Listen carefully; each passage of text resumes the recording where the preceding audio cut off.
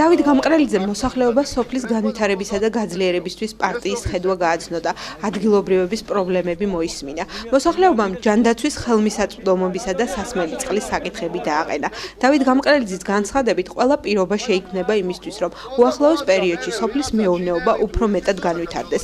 აღნიშნული კამპანიის ფარგლებში პარტიის წევრები საქართველოს მასშტაბით ყველა სოფელს მოივლიან.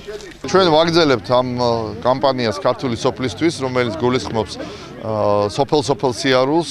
მე ვცდილობ, რომ საქართველოს პირველივე ეტაპზე საქართველოს ყველა რეგიონს ვესტუმრო, მაგრამ მთლიანობაში მაქვს ამის პრეტენზია, რომ პრაქტიკულად ყველა სოფელს ჩავიდე, იმიტომ რომ ძალიან მნიშვნელოვანია უშუალოდ შეხვდე და ხალხს ესაუბრო და მათგან მოისმინო ის გულისტკივილი, ის პრობლემები, რაც ამ ადამიანებს აქვს.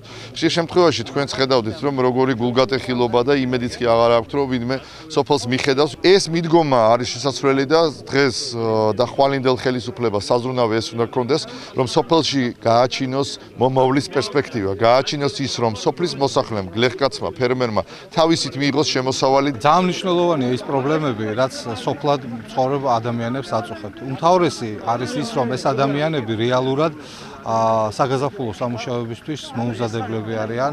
ახალი მემარჯვენეები მაქსიმალურად ვცდილობთ, რომ ეს პრობლემები მაქსიმალურად გამოამზეურო და მაქსიმალურად მივიტანოთ ხელისუფლებამდე, რათა ხელისუფლება ვაიძულოთ რეალური პროგრამები განახორციელოს. პროგრამები, რომელიც ამ ადამიანების თვის ნორმალური ცხოვრების პირობების შექმნას, ნორმალური შრომის პირობების შექმნაზე იქნება ორიენტირებული.